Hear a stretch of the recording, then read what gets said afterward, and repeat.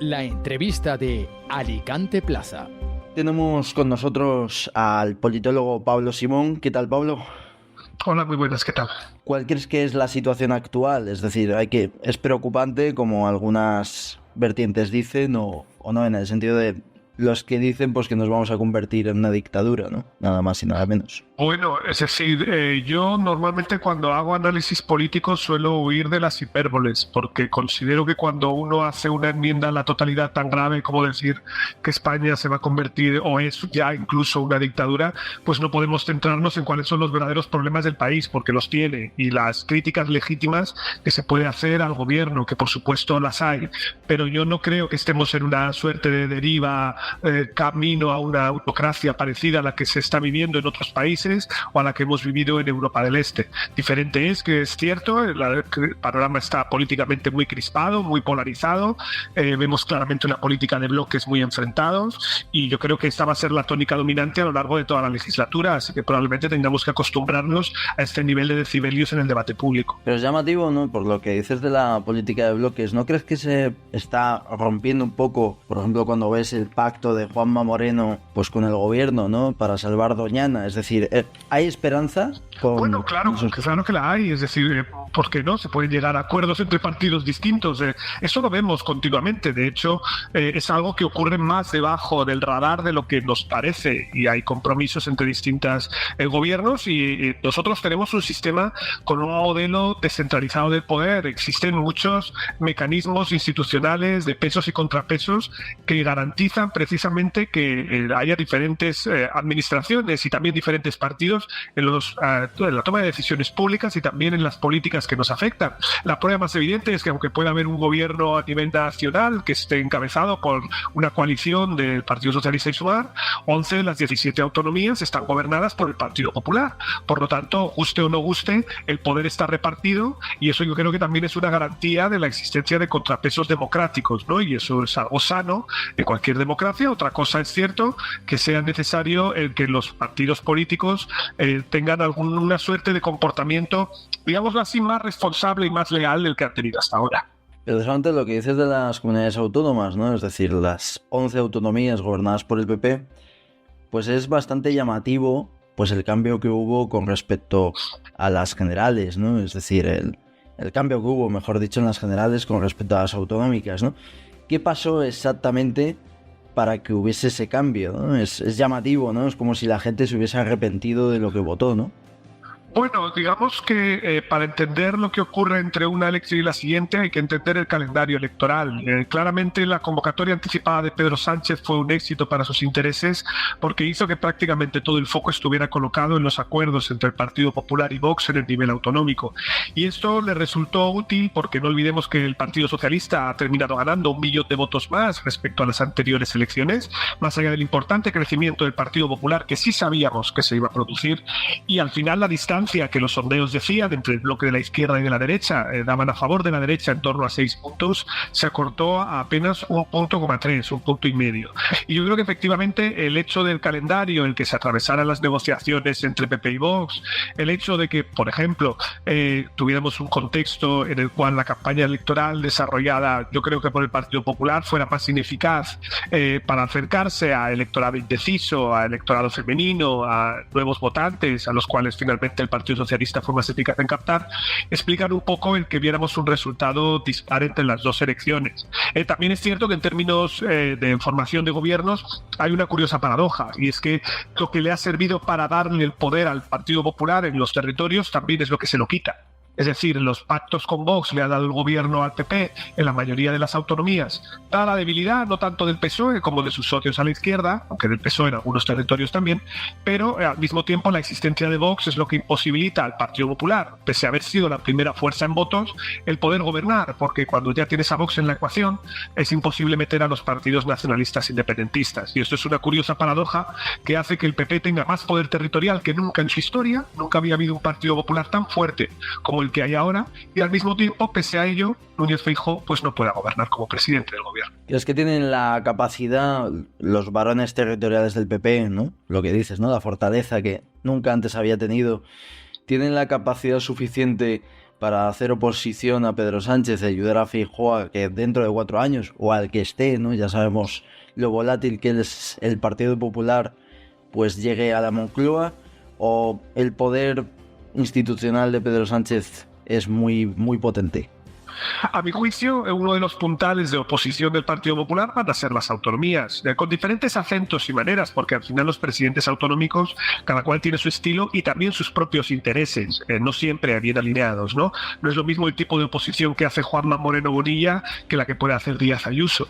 Pero yo sí estoy convencido de que al final los gobiernos autonómicos y también municipales hasta cierto punto son claves, porque al final controlan cargos, controlan recursos, controlan también medios de comunicación de manera directa o indirecta, lo que le permite también condicionar el debate público. Yo creo que todas esas baterías antiaéreas ya están activadas y se van a recrudecer a lo largo de toda la legislatura de una manera, creo, bastante contundente, de tal forma que efectivamente el gobierno de España es en realidad de los pocos reductos que le quedan al Partido Socialista. Al final, quitando Navarra, Asturias y Castilla-La Mancha, claramente el PSOE solo gobierna ya en el gobierno de España una situación de mayoría parlamentaria precaria. Por supuesto, es mejor ese instrumento que ninguno, pero eso no implica el que no vayamos a ver desde las autonomías un choque directo entre cuestiones que son muy relevantes, ¿no? Y que son cuestiones pendientes y que pueden ir desde discutir sobre futuras reformas de la financiación autonómica, que es clave, hasta competencias más concretas como los servicios en infraestructuras, cercanías o similar, cosa que ya estamos empezando a ver en la discusión pública y que yo creo que va a ser la tónica dominante de aquí hasta 2027. En las autonomías, en algunos gobiernos del PP, pues no gobierna en solitario, gobierna con Vox, como es el caso de la Comunidad Valenciana. Y digo esto, hablábamos antes del cambio, ¿no? Por los pactos en las generales. ¿Tú crees, Pablo, que la gente sabía lo que era Vox? Es decir, ¿o crees que la gente no sabía que iba a pactar el PP con Vox? ¿Qué crees que ha pasado ahí?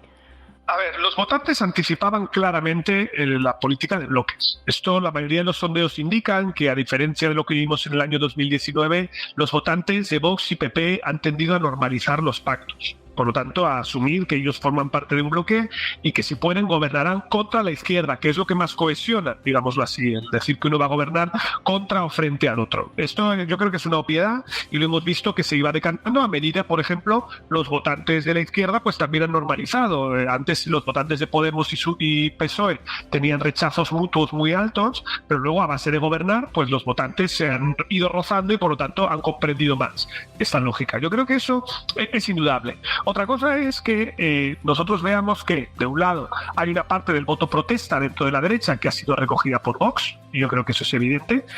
Es algo que ha sido fundamental para entender también los resultados electorales que ha tenido la derecha, pero distinto es cuál vaya a ser la ejecución que ellos vayan a tener desde los gobiernos. Porque la mayoría de las veces lo que vemos es que el pez grande se come al chico, que normalmente el socio junior de la coalición pues sale perjudicado porque no tiene tanta capacidad para llevar adelante su programa, o es menos visible, o es percibido como menos eficaz. Muchas veces los partidos nuevos tienen problemas por la falta de cuadros o la falta de experiencia técnica. Bueno, eso puede generar cierto desgaste en Vox, pero no porque la gente caiga del caballo y de repente vea qué es lo que defiende, sino más bien porque cuando llega el momento de dar trigo, cuando llega el momento de demostrar que tienes capacidad para llevar adelante las políticas a las que te has comprometido, pues esa eficacia se ve reducida. Y no es lo mismo hacerlo desde un contexto en el que tu partido es fuerte, grande, institucional, en el que puedes tener cierto desgaste, a ser un partido de protesta desde una posición más en el extremo, lo cual hace que tu votante pueda ser más reactivo a esa falta de resultados. Yo creo que esto lo podremos ver ya cuando estemos más cerca de las elecciones a partir de 2027, y también creo que eso explica un poco por qué Vox intenta todo el rato sacar la cabeza, ¿no? Intentar marcar un perfil propio frente al PP, intentar marcarlo de manera más dura, justamente para intentar esquivar ese potencial daño. ¿Crees que consigue marcar perfil propio con el Partido Popular? Bueno, creo que lo tenía más difícil antes, es decir, yo creo que a partir sobre todo del intento de investidura fallido de Núñez Feijóo, el PP consigue consolidar su liderazgo para intentar también un poco superar la situación de quiebra de expectativas que supone el 23J. Vox está intentando hacerlo desde una posición más dura. No olvidemos que Vox se ha roto porque al final hay una división interna que se ha ido gestionando como han podido con la salida de Espinosa de los Monteros. Eso es un elemento que está ahí subyacente. Pero en cualquier caso, ellos saben, y yo creo que esto es tal vez el punto más interesante de todos, que cuanto más fuerte sea el debate sobre un potencial retroceso autoritario, ellos están pensando un poco en emular la lógica de la pandemia, y sobre todo, cuanto más se hable del tema territorial, más fortaleza en potencia pueden tener. Lo que pasa es que el PP tiene más aliados, tiene más instrumentos para hacer oposición, el PP tiene más medios afines, el PP tiene más poder institucional para dejarse ver. Y el PP ha elegido también perfiles duros. Es decir, el PP también está intentando cubrir ese flanco para continuar devorando a Vox. Y ahí es donde tendremos que ver cuánto espacio tiene este partido para abrirse paso frente a un PP que, ya te digo, sabe perfectamente que para gobernar algo clave es intentar achicarle el espacio a este rival que tiene la derecha. Hablábamos antes, ¿no?, de el cambio de las autonómicas, de las generales a las autonómicas. Hablábamos de los pactos. ¿Tú crees que, por ejemplo, el votante del Partido Socialista en las generales, ¿no?, precisamente por lo que dices de la política de bloques, sabía que Pedro Sánchez se iba a tener que apoyar en los independentistas, o votó al PSOE pensando, oye, a lo mejor suena la flauta y gobierna en solitario el PSOE con Sumar como mucho? A ver, a mi juicio, el votante de izquierdas no le gusta que se apoye en general el PSOE en los partidos independentistas y nacionalistas, pero lo daba por hecho. Es decir, después de lo que hemos visto en la pasada legislatura, no había demasiadas dudas sobre que si Pedro Sánchez conseguía gobernar, sería sobre esto. Diferente es que la gente haya optado por el PSOE o por el PP o por el partido que sea, por unas coordenadas que no necesariamente anticipaban los pactos. Es decir, hay mucha gente que ha votado por el PP porque le gusta el PP, al margen de con quién fuera a gobernar el PP después, sino simplemente lo ha elegido porque era su primera preferencia.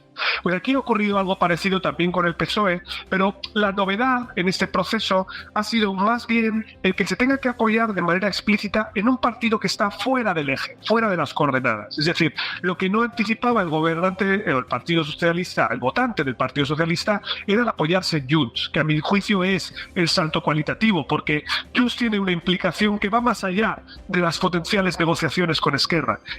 Va más allá en términos de un lado, lo que implica asociarse con una de las figuras que mayor rechazo generan en general de España, que me refiero evidentemente a Carles Puigdemont y lo que se supone, y del otro lado el tipo de concesiones que eso podría implicar en términos de medidas concretas como la que ya estamos discutiendo, como la ley de amnistía. Por tanto, yo creo que eso explica por qué una parte del votante socialista que basculaba entre PP y PSOE, votante menos ideologizado, más indeciso, en posiciones más templadas. Bueno, como ese votante ahora, según los sondeos, una parte pequeña estaría yéndose hacia el PP, una parte más relevante estaría desmovilizándose. Es decir, estaría indicando que no iría a votar si hubiera unos nuevos comicios. Y yo creo que es ese votante que, ante el hecho de que en el 23J se discutía sobre si querías PP-Vox o PSOE-Sumar, o prefirió PSOE-Sumar frente a un partido más radical, pero que ahora ve que el PSOE se apoya en Junts y la discusión es sobre el tema territorial. Y esto es una constante en España. El tema territorial es un tema que divide a las izquierdas. Es decir, dentro del electorado del PSOE hay división. Por el contrario, dentro del electorado de la derecha, las posiciones sobre el tema territorial son muy claras. Cuando hablamos de temas sociales ocurre al revés. En temas sociales la izquierda está más cohesionada y por el contrario la derecha está más dividida. Por eso siempre hay una pelea por los temas de discusión y es evidente que el tema territorial va a seguir con nosotros bastante tiempo, en tanto que la discusión de la ley de amnistía, como poco, nos va a ocupar desde aquí hasta las europeas de junio del año próximo. ¿Crees que la derecha conseguirá pues que dure 4 años? Es decir, que la gente se acuerde si hay elecciones dentro de 4 años, si no las hay antes. Recordemos que es una legislatura un tanto inestable. ¿Crees que el votante se acordará dentro de 4 años, si no hay elecciones antes de que se aprobó la amnistía en el año 2023? Bueno, la derecha lo va a intentar, lógicamente. Que el electorado se acuerde, no lo sé. Es decir, no puedo anticiparte ahora si la gente tiene memoria, porque por ponerte un ejemplo, yo creo que, por ponerte un ejemplo de un shock que luego no parece que condicionara tanto el voto, yo no sé en qué medida, por ejemplo, la pandemia tuvo un efecto en las elecciones del 28M. intuitivamente te diría que no mucho. Es decir, no parece que eso tuviera un impacto. Y fue una pandemia que duró 2 años.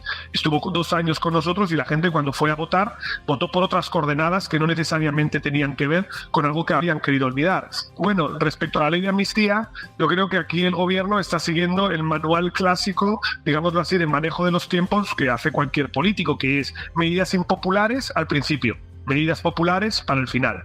De todas maneras, esto, y yo creo que es la diferencia, lógicamente va a tener un desgaste mayor, no solo por lo que implica la medida, sino porque se va a arrastrar más tiempo. Los indultos fueron algo que se hizo en un momento determinado y una vez hecho, todo olvidado, porque no hubo continuidad de lo que eso implicaba. Diferente es una amnistía que requiere una tramitación parlamentaria, que es más larga, que implica que los tribunales la tienen que aplicar, que va a tener recurso en el Constitucional, que probablemente tenga recorrido en Europa. Es decir, todo esto se va a mantener vivo mucho más tiempo y por lo tanto yo sí creo que intuitivamente también el nivel de desgaste va a ser mayor que esa medida y por lo tanto también se va a arrastrar más tiempo, que es la cuestión de los indultos, por ejemplo. Antes hablabas, ¿no?, de que Carles Puigdemont pues era de las personas más odiadas de España. Luego yo creo que le sigue Arnaldo Otegi.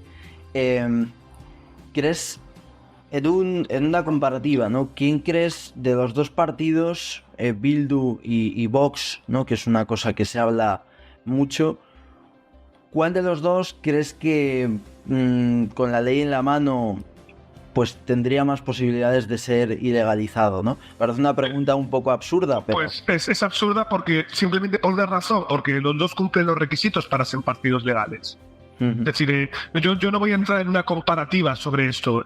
Los partidos, en el momento en el que cumplen la legalidad, por supuesto se pueden presentar a las elecciones, la gente legítimamente los vota y a mí no se me ocurriría de ninguna manera restringir el pluralismo político o plantear en una balanza. Luego, evidentemente, desde posiciones ideológicas diferentes, para el votante de derechas, obviamente el pacto con Bildu es un anatema, es decir, es algo muchísimo peor que pactar con Vox. Para el votante de izquierdas, una parte al menos sustancial, no toda, pero una parte sustancial, pactar con Bildu, sobre todo en medidas concretas, es algo que es más aceptable que en cualquier caso pactar con Vox. Bueno, eso ya lo hace cada cual desde las coordenadas ideológicas que tiene, pero en un principio la idea de ilegalizar partidos a mí es algo que me parece totalmente inaceptable. Es decir, lo digo porque incluso la propia aplicación de la ley de partidos en su momento, cuando se ilegalizó Batasuna, podía levantar bastantes dudas. En términos de que, más allá de que hubiera vinculación evidente, etcétera, podía levantar bastantes dudas porque la restricción del pluralismo político siempre es un camino peligroso dentro de cualquier democracia. Por lo tanto, mientras que los partidos cumplan los requisitos para ser legales, adelante y que se presenten en las elecciones y que los ciudadanos libremente decidan. Sí, te he dicho lo de absurda porque es que cabeceras nacionales lo están planteando, ¿no? Es decir, con Vox. ¿Quién está planteando? El Español, por ejemplo, Pedro J. escribió un artículo diciendo que había que ilegalizar Vox y demás, ¿no? O sea que... Pues está profundamente equivocado. Es decir, yo soy totalmente contrario a ese tipo de posiciones, totalmente contrario. Y además, de un lado, porque aquellos que lo proponen normalmente no se dan cuenta que es contraproducente para sus intereses. Es decir, la ilegalización de partidos lo que hace es, de entrada, asegurar que esos partidos puedan victimizarse y, por lo tanto, que puedan buscar otros resquicios u otras plataformas sus líderes para presentarse. Pero sobre todo porque, a la hora de la verdad, nuestra democracia, la Constitución española, es una constitución no militante. Es decir, nuestra Constitución asume en sí misma tanto pluralismo como incluso para permitir que se presenten aquellos partidos que quieren destruirla. Y eso es un elemento que realmente permite ensanchar el campo del pluralismo dentro de nuestro país. Y yo creo que eso es una posición bastante más positiva. La ilegalización de partidos, por supuesto, es algo que tendría que pasar porque hubiera un partido que incitara de manera abierta a la violencia. Es decir, y que esta fuera una posición repetida, sostenida, que se tradujera en vínculos claros con organizaciones que están fuera de la ley. No es el caso en ningún partido en España y, por lo tanto, mi posición es totalmente contraria a la legalización de cualquier partido. La democracia en España es una trituradora de partidos políticos, ¿no? Ya hemos visto, pues, empezó con UCD, pasó por UPyD, y luego le ha tocado a Ciudadanos, ¿no? Y le puede tocar a Vox, ¿no? Que hablabas antes de una cosa muy interesante, que es el tema de la estructura que tiene el Partido Popular, por ejemplo, ¿no? Y el Partido Socialista. ¿qué crees que les falla a esos partidos para que tengan pues una caducidad pues tan elevada, ¿no? A ver, yo creo que aquí hay que distinguir, porque una cosa es UCD, que era un partido instrumental de la transición, con élites salientes del régimen, fragmentado internamente, y esto es bastante común, es decir, que partidos que hacen procesos de transición a la democracia o al principio de una democracia se autodestruyan. Esto ocurre muchas veces, ¿vale? En todas las transiciones en Europa del Este o en América Latina fueron en muchos casos encabezados por partidos que luego se han minorizado, incluso han llegado a desaparecer. Y esto no es algo extraño, porque los procesos de transición a la democracia son procesos muy abrasivos, muy duros, muy complicados. Distinto es cuando hablamos de estos partidos nuevos, algunos con más fortuna, otros hablamos de UPyD, Ciudadanos, podríamos hablar de Podemos hasta cierto punto también. Al final, los partidos pueden surgir en un contexto de viento favorable. Hay momentos coyunturales en los cuales efectivamente un partido se propulsa porque la coyuntura es buena, porque hay descontento con los partidos tradicionales, hay un tema tal vez que no lo recogen ellos o lo que sea, y por lo tanto tienen éxito. Mayor o menor, porque evidentemente en el año 2015 el éxito fue muy superior de los dos nuevos partidos que emergieron a UPyD, que comenzó con un escaño, luego 5 y luego desapareció, ¿no? Por lo tanto depende un poco del momento. Pero estos partidos necesitan dos cosas para sobrevivir y no todos lo logran. La primera cosa fundamental es construir identidad de partido. Es decir, que haya gente que se vincule emocionalmente al partido y lo vote. Y ahí el momento más crítico de todo suele ser la transición del líder fundador al líder sucesor. Porque el liderazgo es relevante, pero cuando solo votas al líder al margen del partido, esto es algo que te vuelve vulnerable. Porque lo que le ocurre a los votantes de PSOE, PP, etcétera, es que son gente que está vinculada con las siglas. Eso sí que da permanencia, con las siglas al margen de cuál sea el dirigente, porque lo hacen con unos valores determinados, etcétera, etcétera. Pero luego hay un segundo elemento, ¿vale? Mientras que el primero es algo que tú tienes que construir con el tiempo, por lo tanto, la gente se vincula a un partido porque va pasando el tiempo y por lo tanto le coge cariño, y uno es del Betisman que pierda, digámoslo así. Del otro lado es fundamental, y esto es donde yo creo que los partidos grandes que surgieron, digo que son grandes porque surgieron de una manera muy importante. Ciudadanos y Podemos en el año 2015 fracasaron, y lo hicieron de manera muy estrepitosa, fue en construir estructura interna. Es muy importante para los partidos nuevos construir lo que podríamos decir es Estado de Derecho, ¿no? Es decir, mecanismos que te permitan gestionar los conflictos internos, que te permitan desarticular primarias y elegir líderes, que te permitan hasta cierto punto ir tejiendo una estructura local que tenga capilaridad. Bueno, pues en esto esos partidos fracasaron. Ciudadanos, por ejemplo, fue un partido de aluvión que recogió notables y líderes que venían de otros partidos y, por lo tanto, gente que no tenía una lealtad con la organización, sino que podía cambiar en una dirección o en otra. Muchas veces gente que estaba de manera episódica. En el caso de Podemos, las estructuras internas no facilitaban la disidencia y se descentralizó territorialmente. Por lo tanto, las confluencias territoriales, estoy pensando en Comunes, Compromís, etcétera, tenían su propia agenda, y luego también tuvo escisiones, como por ejemplo Más Madrid, que también entendió que lo que había que hacer era vincularse al territorio, que no de una manera general. Bueno, pues ese fracaso en la construcción de organización fue, sin lugar a dudas, uno de los grandes elementos que explican el por qué esos partidos no han logrado sobrevivir. Y eso ya sí depende de decisiones internas. Han sido partidos, esos partidos nuevos, ya algunos difuntos, muy cesaristas. Partidos muy verticalizados, partidos que han entendido poco que lo fundamental era conseguir imbricarse en el territorio para poder seguir, para poder sobrevivir. Y ahora pagan los platos rotos, y yo creo que es muy complicado el que se pueda reconstituir. Otra cosa es que ese espacio político pueda existir y que haya otras formaciones a futuro que lo ocupen. Eso no lo sabemos. Pero lo que sí que está claro es que estas organizaciones ya han perdido su momento. Es interesante lo que dices de la descentralización de Podemos, ¿no? Y lo digo porque Sumar pues está pues intentando no cometer los errores, si lo fueron, pues que cometieron pues sus no sé si llamarlo sus hermanos, ¿no? Y me refiero a Compromís en concreto, ¿no? Los de Compromís en la Comunidad Valenciana están pues bastante asustados, pues porque ya han dicho que van a crear una estructura de Sumar en la Comunidad Valenciana, ¿no? Y eso al final es competir contra sus siglas, ¿no? ¿Qué opinas de esa descentralización, sino de Compromís en general, ¿no? ¿Qué opinas de un partido nacionalista que en ocasiones es visto como inútil, ¿no? Porque mientras en Cataluña, por ejemplo, en País Vasco, pues no dejan de sacar réditos a los suyos, hasta en Canarias, recordemos Coalición Canaria, pues aquí parece que pues se deja mucho arrinconar, pues precisamente por esas plataformas como Sumar, ¿no? O las confluencias de Podemos, ¿no? Bueno, a ver, no conozco tanto el caso de Compromís en detalle. Sí que es verdad que Sumar tiene un desafío por delante enorme, porque Sumar no tiene estructura. Sumar es una coalición preelectoral. Sumar no existe. Es decir, existe el núcleo dirigente de Yolanda Díaz y las siglas con las que se ha presentado, pero quien pone la estructura y los cuadros son esencialmente el Partido Comunista de España, Izquierda Unida, Más Madrid, Compromís, los comunes, es decir, cada cual que está en el territorio, los que realmente sí tienen sedes, ¿vale? Los que sí tienen CIF, por decirlo de alguna manera. Entonces, el futuro de Compromís, ¿hacia dónde va? Bueno, pues Compromís es una coalición preelectoral que incorpora diferentes partidos, el Bloc, Iniciativa y los Verdes. El Bloc ahora tiene más mando en plaza del que tenía en la época de Mónica Oltra, aunque a nivel territorial los alcaldes siempre han sido más del Bloc que de las otras corrientes. Es verdad que cuál sea su papel a nivel nacional está escorado hacia la izquierda, lo que le hace tender a entrar en estas coaliciones preelectorales. También es verdad que Compromís nunca había conseguido tener representación en el Congreso de los Diputados hasta que ha ido en esas plataformas preelectorales. Es decir, Compromís no existía antes y no tenía presencia. Otra cosa es cuál sea la percepción que hay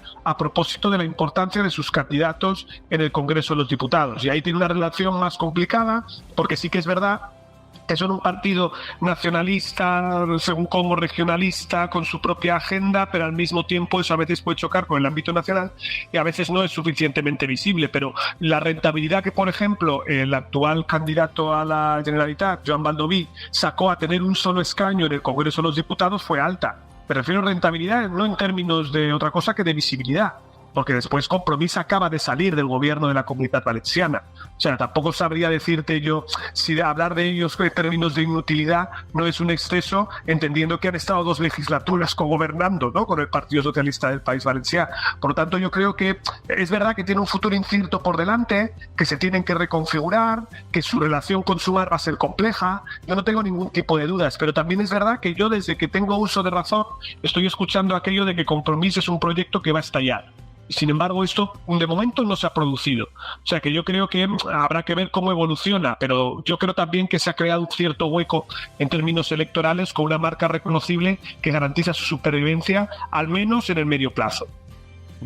Has venido aquí también, pues evidentemente, como diría aquel, ¿no?, a hablar de tu libro, y para terminar te quería preguntar, tu libro se titula Entender la política. ¿Crees que la gente, el ciudadano de a pie, entiende la política? Lo digo porque hay mucha gente, ¿no?, que tras los resultados de las elecciones generales, pero incluso tertulianos que en teoría pues tienen determinado prestigio, pues dicen, no, es que Feijóo ha ganado las elecciones, y como que no entienden que España es un sistema parlamentario, ¿no?, y que no es presidencialista. ¿Tú crees que la gente entiende nuestro sistema, la política en general? Bueno, creo que tenemos déficits de información política en general, todos, y que ahí hay una dejación de funciones en un doble sentido. De un lado, porque nuestro sistema educativo, y yo creo que invierte poco en tener ciudadanos informados, y esto yo creo que es desgraciado, porque cuando uno tiene ciudadanos informados hay mucho menos margen para la manipulación política. Ese tipo de alusiones que hacías a lo de la lista más votada, pues bueno, pues en un sistema parlamentario todo el mundo sabe que gobierna quien puede sumar, y por lo tanto es algo que efectivamente contamina el debate y lo hace muy estéril y muy circular. Pero del otro lado, no solo importa que los ciudadanos entiendan la política, sino también importa que la política se haga entender. Y aquí también hay un elemento deliberado por parte de nuestros representantes, por parte de nuestros medios de comunicación, muchas veces, de oscurecer los temas. Es decir, de no presentar las cuestiones de una manera clara y concisa, de no ser capaz de hacer cierta pedagogía a propósito de lo que son y lo que no son las cosas. Y desgraciadamente yo creo que eso también hace que los ciudadanos se despisten y al final lo comido por lo servido. Es una desgracia, creo, que no tengamos una ciudadanía que pueda tener acceso a más información. Yo soy de los que piensa que lo que tú tienes que hacer es poner las herramientas al alcance de la gente, no decirle qué es lo que tiene que pensar, sino darle los instrumentos para que pueda pensar por sí misma. Y ahí nos falta. Ahí yo creo que tenemos un déficit y por eso básicamente es este libro. Este libro es una cajita de herramientas para que la gente pueda echar un vistazo a cómo funciona el sistema político aquí, en otros lugares, qué son los partidos, cómo operan, qué es el modelo de las autonomías, de qué va esto del Senado, cómo se vota en diferentes lugares o por qué tenemos una democracia o qué es una democracia en comparación con la de otros países. De eso básicamente se trata. Pues Pablo, muchísimas gracias por estar en el podcast de Alicante Plaza y un abrazo muy fuerte. Muchas gracias, un abrazo.